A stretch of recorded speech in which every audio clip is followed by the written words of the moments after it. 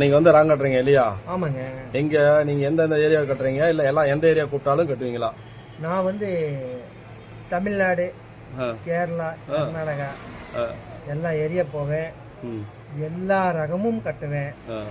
காஞ்சிபுரம் ரகம், ஆரணி ரகம், உங்க சாஃப்ட் சில்க்ஸு, பார்டர் எந்த மாதிரி பார்டர் இருந்தாலும் செஞ்சு கொடுக்குறீங்க கண்டிப்பா.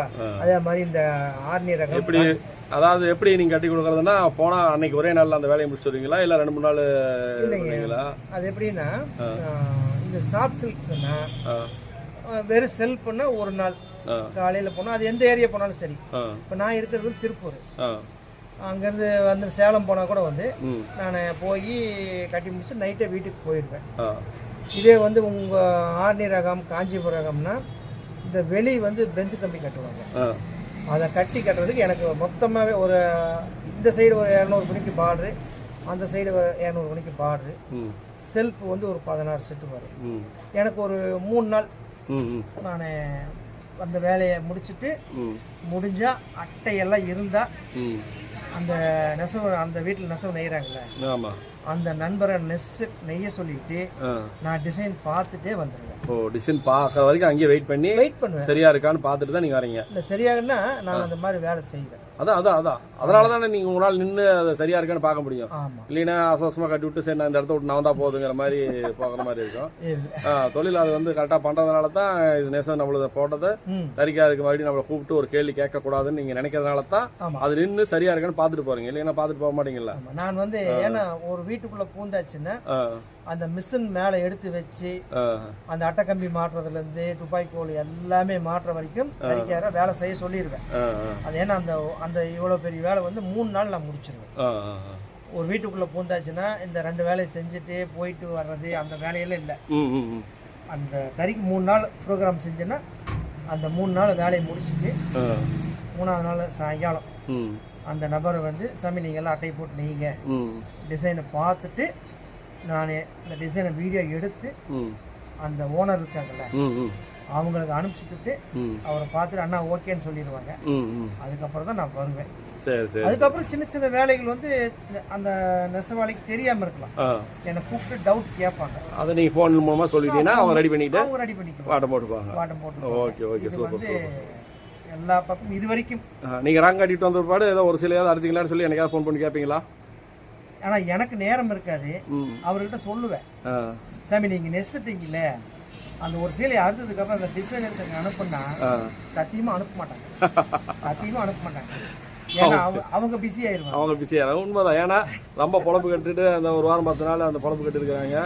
சீலைக்கான முதல்ல கொண்டு போய் முதலீட்டு கொடுக்கணும், சீலை சரியா போச்சான்னு கேட்கணும், அது கூலி வாங்கணும், நம்மளுடைய அன்றாட கடமையை செய்யணும். அப்படிங்கிறதுல அவங்க வந்து பிஸி ஆயிடுறாங்க. ஒண்ணும் இல்லைங்க. இப்போ ஒரு 10-20 நாளைக்கு முன்னாடி நம்ம அன்னூர் மேட்டுப்பாளையம் அன்னூர் பக்கத்துல அதே காஞ்சிபுரம் தான் கட்டினேன். ஆனா அது வந்து உள் சைடு கட்டுறது, வெளி சைடு கட்டல, கம்பி கட்டுற வேலை. அதுக்கு எனக்கு 2 நாள் வேலை தான். கரெக்டா வந்து இந்த பக்கம் 200 போனேன், அந்த பக்கம் 200 பார்டரு, 16 செட்டு செல்ஃபு. முதல் நாள் காலையில ஒரு 9 மணிக்கு போனேன். அடுத்த நாள் சாயங்காலம் ஒரு 5 மணிக்குள்ள வேலை முடிஞ்சுது. ஆனா அட்டையில வாட்டம் போக்க முடியுது. நான் சொல்லிட்டு தான் வர்றேன் அவர் அந்த நண்பர்கிட்ட, சாமி நீங்க என்ன பண்ணீங்கன்னா ஜரிகையெல்லாம் போனச்சு ஃபர்ஸ்ட் அந்த 1 இன்ச்சிலேயே வந்து நீங்க டிசைனை பார்த்துருங்க, அந்த டிசைனை எனக்கு அனுப்புன்னு. இந்த நாள் வரைக்கும் எனக்கு அனுப்பல. ஓனருக்கு போனை போட்டு கேட்டா ஆனா அவர் எனக்கே அனுப்பல, நீங்க கட்டிட்டு வந்து 2ஆவது நாள் எல்லாமே மெட்டீரியலாக கொடுத்துட்டேன், ஒரு நாள்ல சரி பண்ணிட்டு அந்த ஒரே வாரத்தில் 2 சீலை, அதாவது சைடு கோர்வு ரகம், சென்டர்ல பாடி புட்டா இல்லை, அது கோர்வு ரகம் தான். அவர் என்ன பண்ணிட்டு நம்ம சாப்பிட்டு நேரம் மாதிரி படக்கு வாட்டத்தை போட்டு ஒரு 6 நாள் 2 சீலை இறட்டு அவருக்கு அனுப்பிச்சிட்டாரு. இந்த நாள் வரைக்கும் எனக்கு டிசைன் அனுப்பல. நானு ஓனர் கூப்பிட்டு கேட்டேன், ஆனா எனக்கே அனுப்பல, சீலை எடுத்துட்டு வர்றாரு அப்படின்னு சொன்னாரா. சரி சார், இப்படி இருக்கிறாங்க. ஆனா எங்களுக்கெல்லாம் என்னன்னா, இப்ப எங்க ஏரியா பாத்தீங்கன்னா இந்த கமான் கட்டுறதுன்னு சொல்லுவோம், ஜக்காடு கட்டுறதுன்னு சொல்லுவோம். உங்க ஏரியால இந்த குமாரபாளையம், சேலம் இப்படி வந்து இந்த வடி கட்டுறதுன்னு சொல்லுவோம், வடி கட்டுறது, பேல் கட்டுறது அப்படின்னு சொல்லுவாங்க. நாங்க வந்து கொஞ்சம் கரெக்டா வேலை செய்யறதுனால நான் என்ன கேட்கறேன்னா, இப்போ நாங்கள் வந்து கட்டிட்டு போனதுக்கப்புறம் மற்றவங்கள வேண்டாம், நான் இப்போ என்னோட இதுதான் நான் பேசுவேன். நான் கட்டி அட்டை இருந்து அன்றைக்கி நெசு பார்த்தேன். இல்லைன்னா அவர்கிட்ட சொல்லுவேன், ஐயோ உங்கள் வேலையெல்லாம் முடிச்சுட்டு எங்களுக்கு ஒரு ஃபோட்டோ அனுப்புனா எங்களுக்கு கொஞ்சம் திருப்தியாக இருக்கும். ஓகே ரெடி ஆயிடுச்சு, தைக்கார் வாட்டம் போட்டாரு, பரவாயில்ல கட்டி கொடுத்த இடத்துல அவர் வந்து ரெடி ஆயிட்டாரு அப்படிங்கிற ஒரு திருப்தி உங்களுக்கு இருக்கும். ஆனா நிறைய நெசவாளர் நண்பர்கள் வந்து இதை கடைபிடிக்கிறதே இல்லை. ஏன்னா நாங்க வந்து இந்த வேலையை முடிச்சாச்சுன்னா அடுத்து போயிடுறீங்க. அங்க டிசைன் கட்டுறதுல வந்து நீங்க வேற சிந்தனை செலுத்த முடியாது. செலுத்தினா அது அங்க டிசைன் கட்டுறதுல தப்பா போச்சுன்னா மறுபடியும் முதல்ல இருந்து செய்ய வேண்டிய வேலையாயிடும். ஆனா இவங்க என்ன பண்ணா சத்தியமா கூப்பிடவே மாட்டாங்க.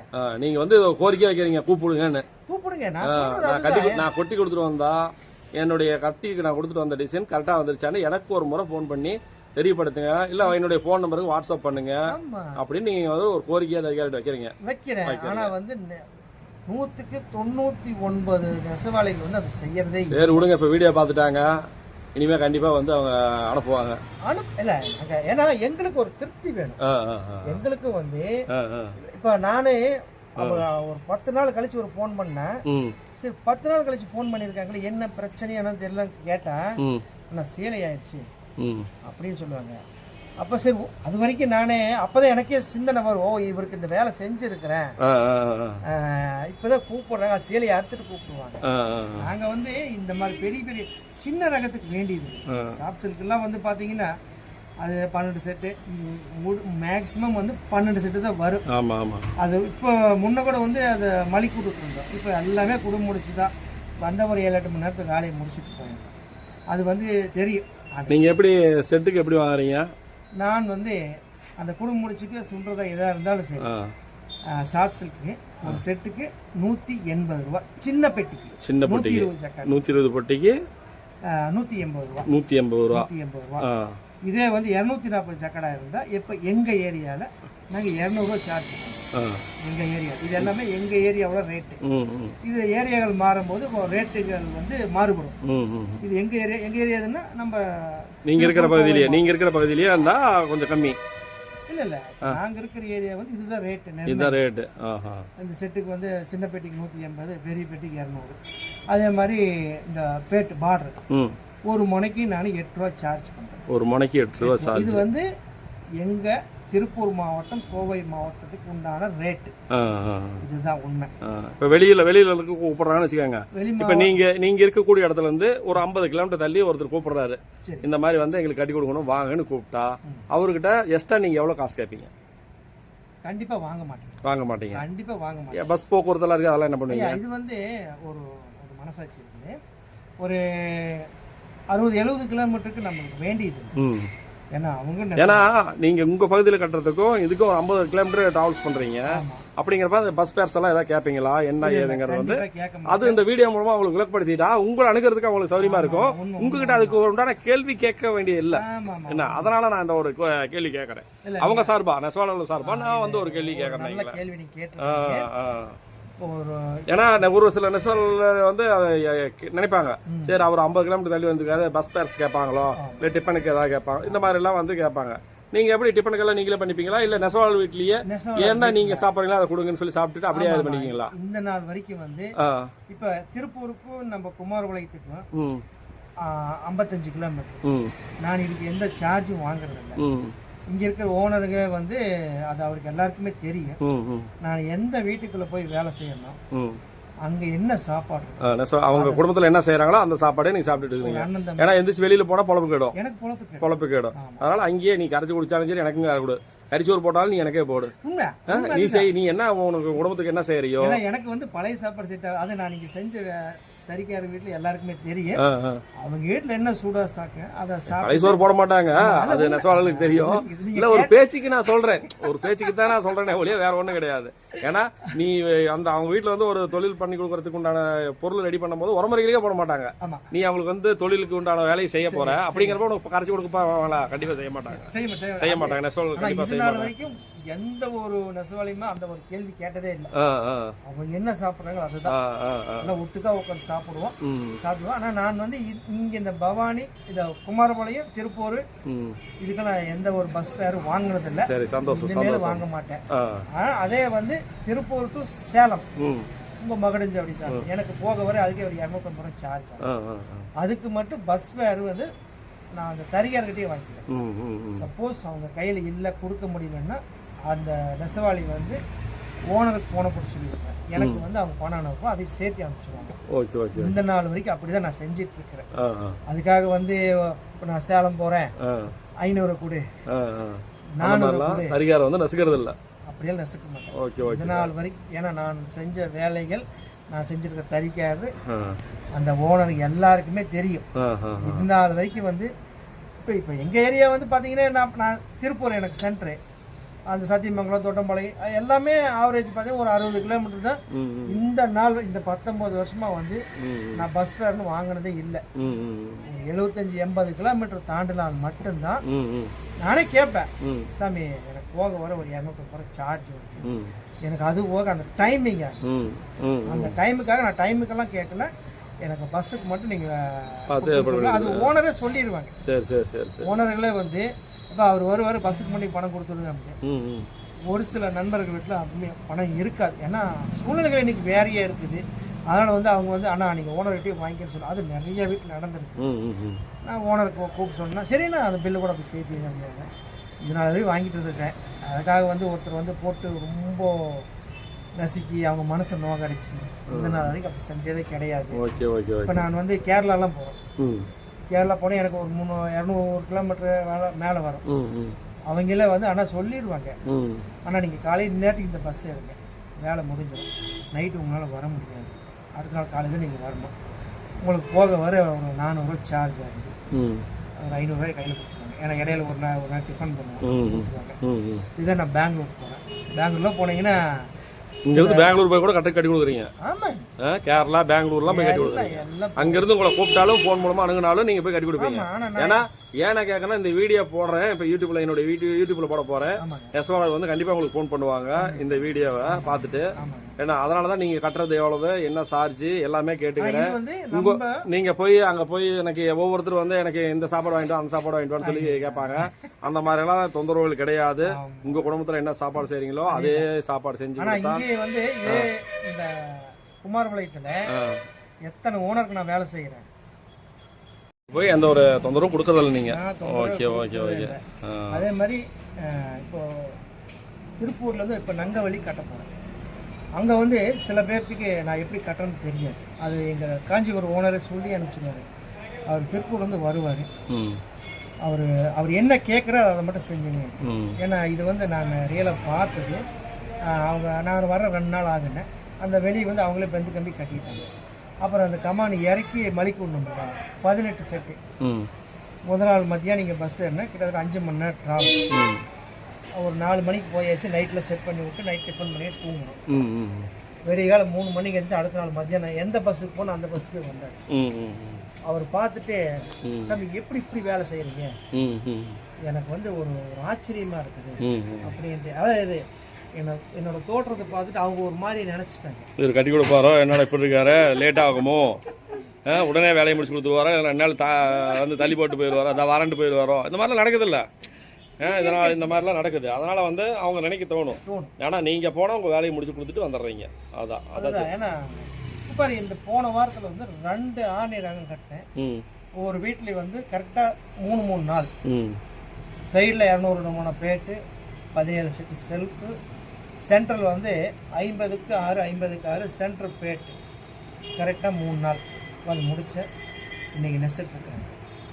அவங்களே சொல்கிறாங்க, இது வந்து சத்தியமங்கலம், அவங்களே சொல்கிறாங்க, இப்போ நீ ஒரே ஆள் வர்ற, ஒரு ஆள் வந்து 3 நாள் வேலையை முடிச்சுட்டு போயிட்டேன், எங்களுக்கு ரொம்ப சந்தோஷமாக இருக்குது அப்படின்னு சொல்கிறாங்க.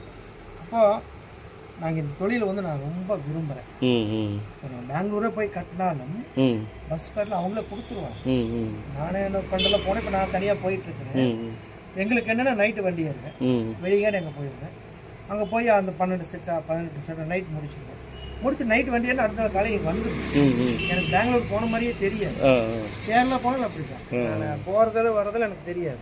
ஏன்னா என்னோட டைமிங் இருக்கு. ஒரு 12 செட்டா 8 மணி நேரம் 7 மணி நேரம் முடிச்சாச்சு.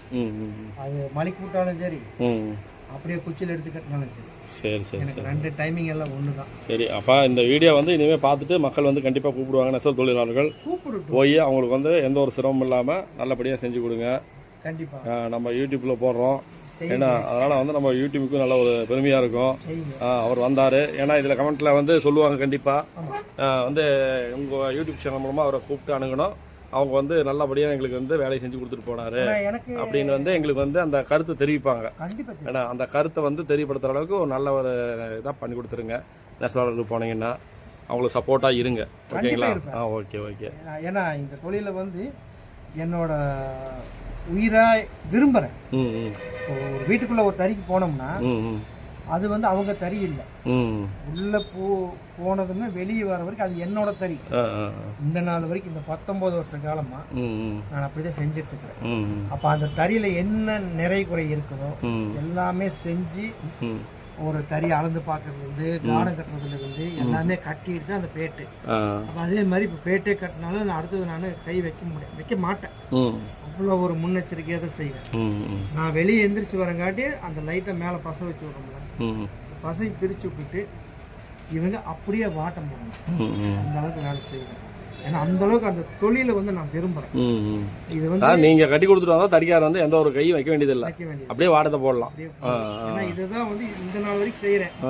நான் வந்து இதில் வேற யாரையோ ஒருத்தர் குற்றம் குறை சொல்கிறது இல்லை, நான் இப்படி தான். அப்போ அதே மாதிரி இப்போ ஒரு தறிக்கார் வந்து ஒரு பெரிய வேலைக்கு கூப்பிடுறாரு, நான் சொல்லிடுவேன் எனக்கு இந்த பொருள் இங்கே இருக்கணும், ஊக்கோடினா ஊக்கோடி ரெடியாக இருக்கும், நான் சொன்ன மாதிரி செஞ்சு அந்த இலையெல்லாம் ரப்பி வைப்பாங்கல்ல அதெல்லாம் வரிசையாக செஞ்சு வைக்கணும். அந்த அடியில் கம்பி வந்து புனி எடுத்து வச்சிருக்கேன். விழுதெல்லாம் நான் என்ன பண்ண டிசைன் எனக்கு அனுப்பிச்சிட்டாங்கன்னா மேல் இந்த மாதிரி மேல் ஜாண்டையில் நானே போட்டு வீட்டுக்கு வீட்டிலலாம் ரெடி பண்ணி போடுறேன். வீட்லேயே நீங்கள் ரெடி பண்ணிக்கிட்டு நெசவு இடத்துக்கு போயிடுறீங்க, ரங்காட்டை கொடுக்குற இடத்துக்கு போயிடுறீங்க. போனால் உங்களுக்கு படக்குன்னு வேலையை முடிஞ்சு இது பண்ணிக்கிறீங்க. 3 நாள் பெரிய வேலைன்னா 3 நாள், இந்த மாதிரி சின்ன வேலை ஒரு 8 மணி நேரம் 10 மணி நேரம். சாஃப்ட் ஷிஃப்ட்லாம் வந்து பார்த்தீங்கன்னா உங்களுக்கு ஒரு 8 மணி நேரம் அவ்வளோதான் வேலை முடிச்சுட்டு வந்துட்டே இருக்கலாம். ஓகே ஓகே, சரி, சிறப்பாக செய்யுங்க. நிறைய பேர் கண்டிப்பாக இது பண்ணுவாங்க. நீங்கள் கண்டிப்பாக செஞ்சு கொடுங்க, எல்லாத்தையும் செஞ்சு கொடுங்க. என்னோட மொபைல் நம்பர் கூட நான் சொல்கிறேன். மொபைல் நம்பர் சொல்லுங்கள். 99 44 200 ஓகே 716. என்னோட பெயர் பொம்மண்ணன், திருப்பூர். சரி, இப்போ வந்து நீங்கள் இங்கிலீஷில் சொன்னீங்க, அதே ஆங்கிலம் தெரியாதவங்க நிறையா பேர் நம்ம நெசவு தொழிலாக இருப்பாங்க. அதையும் மனசில் வச்சுட்டு அதை வந்து எப்படி சொல்லணுமோ அப்படி சொல்லுங்கள் மறுபடியும் ஒரு வாட்டி. 99 44 ஓகே 200 716. ஓகே, இதுதான் கரெக்டு. ஏன்னா அந்த நெசவு தொழிலில் செய்கிறவங்க எல்லாருமே படித்தவர்கள் இல்லை. என்ன உண்மை, பிள்ளைங்களை படிக்க வச்சுருப்பாங்க, அவங்க படிச்சிருக்க மாட்டாங்க. அவங்களுக்கு வந்து நீங்கள் சொல்கிற இங்கிலீஷில் சொல்லக்கூடிய அந்த இது தெரியாமல் போகும்.